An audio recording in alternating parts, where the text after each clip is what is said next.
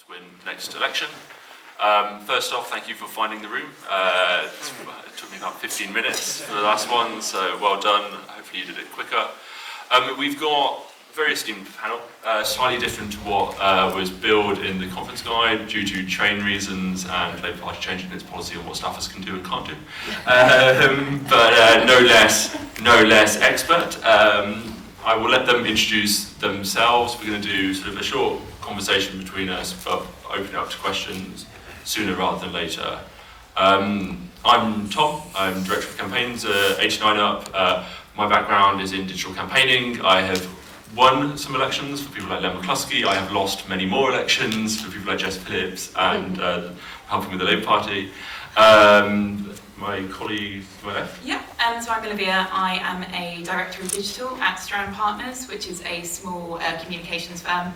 So I've been with Strand as well since they came about only recently, but before that was at Finsbury, working on digital and campaigning. Before that was at Portland with these guys, and then before that worked on a long series of losing campaigns to the Labour Party. But I've learned lots from that, and now can get loads of really good digital advice. And I'm Anya.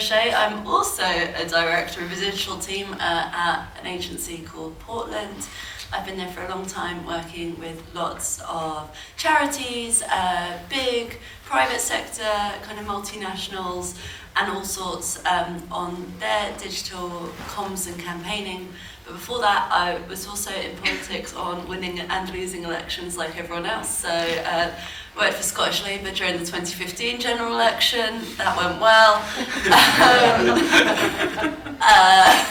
I would say I learned a lot, but and before that, I worked on the Better Together campaign, which was a much better story for keeping Scotland in the UK, where I did press and digital. And that one's a really interesting one because it really felt like the first really big campaign in the UK where digital was like really at the centre of how we were campaigning and mobilising and persuading people. But a lot has changed since then. Excitingly, but also it's harder now, so hopefully we can help you with that. Fab. So I suppose start off with the first question, which is what do we think the opportunities are for Labour with digital campaigning? Fab. So I think pretty much all parties everywhere have embraced digital to some extent in refining their engagement with the public.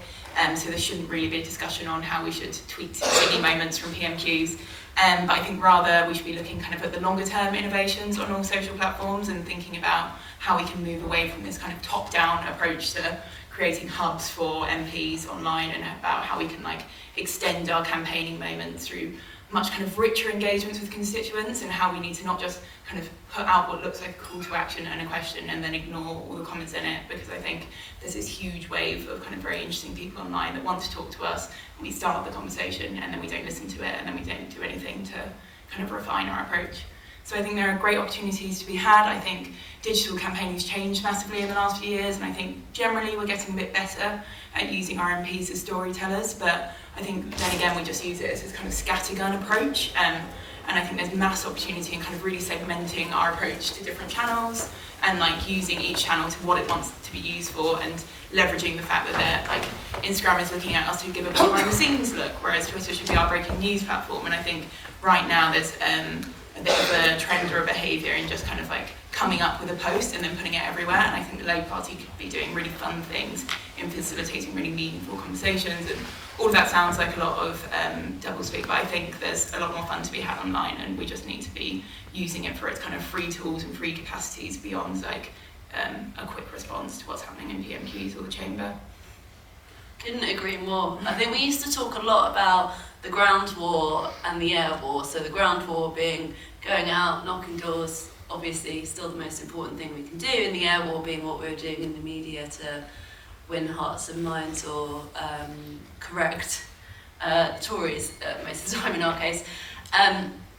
And the power of digital is that it's both. So we can both put out our story, we can correct misinformation, we have to do a lot of stopping fake news, but we can also persuade people, mobilise people, activate people, work out who our activists are, work out who our don't knows are, and keep in touch with them long beyond the one time that you can hit them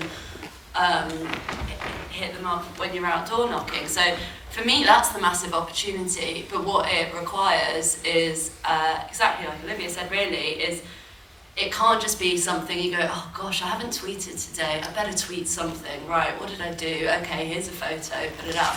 It needs to be like a sustained part of the way that we plan, the way that we organise, and the way that we allocate our resources. It's not, I don't think, the most difficult, and you know, there's a lot of free tools and all the platforms want us to spend their money with them, so they do make it quite easy actually to teach you how to do it. But we do need to change, I think, the way that we plan campaigns a little bit more, to be much more systematic about what is the digital aspect at every single stage, right through from setting your goal to defining your message to, you know, delivering and winning. Yeah, no, I think that makes sense. I think what was really interesting, actually, one of the biggest sort of benefits that you've seen in the Labour operation is that they moved all their digital sort of stuff into one unit. So before there was like 6 digital units, there isn't anymore, and that allows you to do the sort of air war and sort of ground war in sort of a really more joined up way. You know, the Keir's campaign was actually really good at this. I know because he absolutely trounced us in it. Was sort of making sure that the digital organising was a really, really key part of the work that they were doing, and sort of really sort of going out and pushing and sort of taking their message to voters rather than waiting sort of for them to come find you on their website or Twitter, and I think that's really, really good. Who have you seen that's doing it well?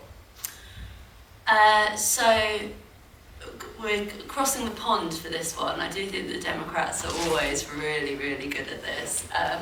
John Fetterman is a candidate in Pennsylvania, and he is, I think we talked a lot about AOC a couple of years ago, and he's kind of, you know, the man of the moment when it comes to digital campaigning. What he does is total message discipline online, and constantly, like, he must be posting 4 or 5 times a day on Facebook alone. I'm not really suggesting any candidates in the room do that, because states compared to constituency is quite a big difference in numbers who are going to see it. You might be spamming people, but it's amazing that it's almost like he puts his opposition on the defensive rather, by this kind of a constant, like, putting out a planned content, reacting to stuff really fast, always speaks like a human. There is no jargon, no kind of wonky policy language that's impenetrable. He's speaking to his voters constantly, and you feel like you're being spoken to directly. And I think that's really exciting. And then his campaign haven't been afraid to try new things. So some of you might have heard of the sort of website Cameo, where you can get a celebrity to record a video for you. Well, small c celebrity, for some money, quite a good birthday present. And he got someone who used to be on the show Jersey Shore to make a video, like, basically that his opponent lives in New Jersey, not in Pennsylvania, and that's been a big attack line for them, and so they got him to record a video, like, congratulating him on moving, and that kind of thing. That is, like, yes, it's a little bit twee, it's a little bit gimmicky, but it's super shareable, it's super different. If it hadn't worked, who cares? You post something else the next day. And it's just that kind of constant experimentation and innovation which really, like, gets you in front of new people. And it's a process story as well, right? The papers then write about it because you've done something different.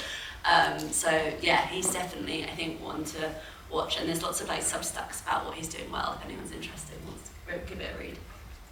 Yeah, I think I totally agree. The Democrats are generally much better than us. I'd say Joe Biden isn't very good, but Obama was clearly very good. I think generally over there's, like, less reluctance to be, like, overly sentimental, and as much as, like, over here we'd all like to pretend we hate embarrassing things online, we do quite like it, and we quite like in the same way we like party political broadcasts, we like that because it's human and because it's activating and it tells stories about people, and then it also gives a bit of personality to the spokesperson. I'd say over here, Emily Thornberry's very good already online. Like, her tone of voice is very clear. She engages with constituents. She makes it clear what her passions are. She's not, I mean, like, it doesn't all look like it's come from HQ as, like, a pre-written tweet or whatever else. It seems authentic to her, and she's very active across her social platforms. I think there's a tendency currently to, as we say, just kind of schedule 1 tweet a day and think that's enough, whereas we need to be kind of active in our community, and I think Emily's very good at that, at listening to who she follows, and she's clearly the one that chooses who she follows and who her constituents are that are on different platforms, and she responds to them, and I think that's a really good kind of best practice example of what we should be seeking to do, which is essentially be a bit more sentimental and a bit more live in the conversation. Yeah, no, I think that makes sense. For me, the sort of the green movement writ large is sort of doing really interesting stuff. So trying to find different faces, so it's not always the sort of the big people. You know, you do have your Gretas and whatnot, but you also have people on the street pushing forward. So anyone from the sort of the People versus Climate Change campaign, where they got real people across the UK to start up their own campaigns, to sort of the more sort of Global South activists that have really sort of pushed that debate forward, but sort of really going out and really just getting to people where they are, and sort of going, actually, what platforms are people on, what are they doing with their digital channels, and really going and taking the message to them to build understanding, build a movement. So we've mentioned candidates a bit. If you were a candidate, what would you do? Oh gosh. So I think right now the benefit is, well, let's see what happens, but in theory there's a bit of time until another election. So I think now is the time to start focusing on building your audience. So figure out who is following you at the moment. That might involve just sitting there scrolling through them, I'm afraid. But you know, who is following you, and work out who you want to follow you.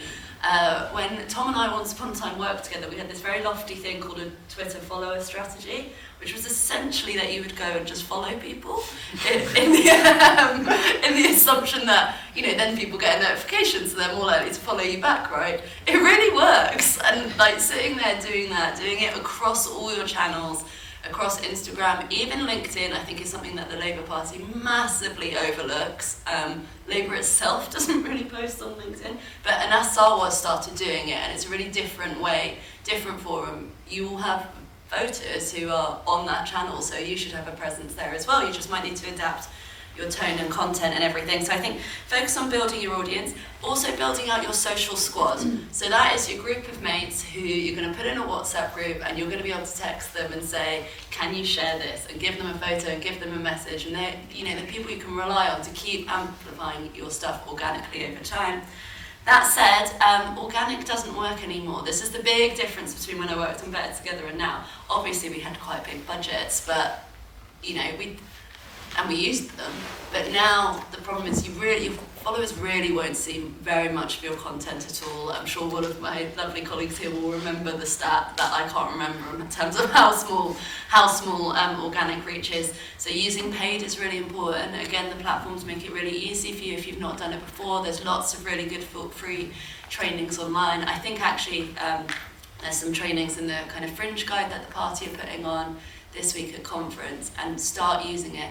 But don't just do the trainings and then put 50 quid behind something. You really need to experiment with it and work out what works on your channel. So I would start doing that now. Just small things. See if a photo works better than a video. See if a short post works better than a long post. See if asking a question. Like, just try different things and start building up a record of what works, so that when you really, really need it, you know exactly what you're doing and are really confident. And never ever try to fix a bad post with paid. If it's not performing well, it's just not performing well. But if it's doing well, then put more money behind it. I think one of the many reasons I'd never be a candidate is because this piece of advice would make me die, but I would have a kind of relentless focus on pieces of camera, I think. Yeah. Like, it doesn't all need to be like heavily stylized or like massively well produced pieces. I just think I'd immediately, well, I would never, but one should immediately kind of go onto selfie view on your phone and put out a really quick response to everything. And it can be a case of talking to your constituents or being in the chamber and giving this kind of behind the scenes piece. And it's basically just about raising awareness of what you look like and what your name is. And that is done best by pieces to camera. And nobody's asking for everyone to be like the most eloquent, kind of beautiful speaker on these things. It can be rushed, it can be kind of a little bit nonsensical even, but it just needs to be there, and it needs to be in response to what's happening at that time. And I think people see through like the kind of like very beautiful kind of schmaltzy shots with like moody backgrounds and soft music. Like, people respond well to people, and they respect kind of RMP skills and disciplines. And by giving that kind of back, behind the scenes engagement and interaction from what you're experiencing in the chamber is a really valuable thing to constituents, and as we all know, every channel loves video, and that's not going to change anytime soon, regardless of how many kind of blackouts we do on Instagram. They're not going to make video any less important. So just by doing that and getting comfortable with it, I would be constantly on camera if I was a candidate. No, I think the point you raised there about sort of making it doesn't need to be sort of super high def and really polished. Like I am the bane of the design team of my firm's life, because I'm always saying, can you make it a bit crapper? Because basically, if it looks too corporate, it looks a bit, sort of like an 80s employment video, like, hey, this is the camera. It does really badly, and so sort of trying to make it look more like a human being has done it quickly is something that we spend quite a lot of time doing and thinking about, which obviously for some MPs, some candidates, that can feel slightly awkward. If I may, if your social media users yourselves, you see the way that influencers do it, and it's kind of like be more like thinking that you're an influencer is sort of, I think, the way to go about it, and works weirdly well. Yeah, and just on influencers, I was going to say, if I was a candidate, I would think about influencers in my local community, and influencers are not all, makeup influencers or sports influencers. It could be a local community group, a local sort of pub landlord or something, and think about actually how can you go out and make content with them. Think about actually who are the people that are going to be sort of looked at, spoken about with the people in my community, my voters, and go out to them and see how we can sort of make content together that might be on, Rachel's new policy for the economy and going to a small business locally and sort of using their platform as well. You might be thinking about actually, is there a sort of a local nurse nearby or a group that is around that, and thinking about actually what's something that Wes has just announced in the hall, and thinking about actually how you can bring those things together, I think would be quite a good fun thing. Yeah, and I think to add to that, I do the exact same, and I just took, MPs know they're activists, councillors know they're activists, and these are brilliant storytellers for talking about what they're motivated by and why they care about what they do on the doorstep. And I think we can't limit those engagements to door knocking, because these people have a beautiful voice that resonates with voters, and by giving them the kind of mass followings of MPs and of kind of party channels, you can give them a voice that actually resonates with people and doesn't get boring, and it's quite nice to put faces to names and build brands behind people. It sounds all very corporate and whatever else, but these people are very good at talking about why they do what they do, and we should use them to convince other people to do that, and use that to organise campaigns and organise more door knocking or pledges or conversations. And people really like being asked as well, don't they? It's a nice thing to do. It shows you're part of the community, and that again goes back to the thing of not separating the digital from the rest of your campaign and how you're approaching raising your profile within the community, demonstrating your commitment to the community. It's such a nice idea. You could definitely create a weekly series out of it as well, which would help not just posting about PMQs. Fab. So we've talked about some sort of little tips and tricks. What are some other tips and tricks that you I alluded to this earlier, but I think you need to have very different strategies for each of your channels. It can't be that you create a video and then put it everywhere, because people don't care, and as soon as a post performs badly, the channels think this is rubbish and it stops showing it to people. We say boost everything, but only boost good things, and each channel has made it, as Anya says, very, very easy to boost your content. So do the wizards tool if you need to when setting up campaigns. Start to do it, test all your content, and then just do look at the audiences on each. As Anya says, LinkedIn is an amazing platform for engaging with corporates and engaging with business and engaging with kind of small business in your constituency, and we should be using it to that advantage. We should be talking about kind of policy on LinkedIn, whereas we should be responding to news and kind of breaking news on Twitter, and Instagram should be this kind of behind the scenes piece, and Facebook's about talking about events in your kind of local community. It can't be that it's just social and we just put it out and we don't care about it, and all of your campaigning on those channels should be different as well. They're all set up for different kind of success metrics, and you should do that. It's not a case that we just want kind of likes on everything, or we just want kind of crude engagement. We should be looking at moving people along from this kind of awareness to ambassador role, and each channel does that differently, and we can talk about this at another time, but we should just be using the channels to their full capacity. And the point is they also would love to do it with us, like they're desperate to see greater activity from politicians and from kind of local stakeholders on their channels, so they're always open to doing the kind of account manager conversations with you and analyse your campaigns in the past and say what works and what doesn't, and you can say I've liked this from a peer or a competitor, and they will show you how to replicate that. And I think it's a really worthwhile thing, whereas right now kind of generally it's given to the most junior person in the room is to put a bit of spend behind something and then forget about it and be happy that 2,000 people saw it, but kind of know nothing more than that. And I think we just need to invest our time in talking to the platforms and understanding how they can work for us. Yeah, I couldn't agree more. I've got quite a long list. Yeah. I think it actually builds really nicely from exactly what you just said, sort of the being intentional about what your post is trying to do. So in my consultancy, we talk a lot about like the 4 things a post should do, and I know you guys do as well. So it's either inform someone, it's either about engaging someone, it's either about amplifying a message, or it's about activating someone and getting them to do something on the back. So just trying to be conscious about what am I trying to get someone to do off the back of this, and not trying to get them to do more than one thing. You know, you've got so much content in your feeds. We all know about how none of us have attention spans longer than a goldfish anymore, particularly when we're on social media. So what is the one call to action I want as a result of this? And it's absolutely fine if for quite a bit of your content it is, I just want them to get, I'm going back to the candidate point, but it could be on any campaign, I just want them to understand a little bit more about me or the cause that I'm talking about. And then other times it's more about like, right, I need you to donate or join me at this event or whatever it might be. Don't forget the rules. There's quite a lot of them now around, kind of things like you can't do Google ads. They don't really like political campaigns. Political adverts are very transparent now on the social media channels, as they ought to be.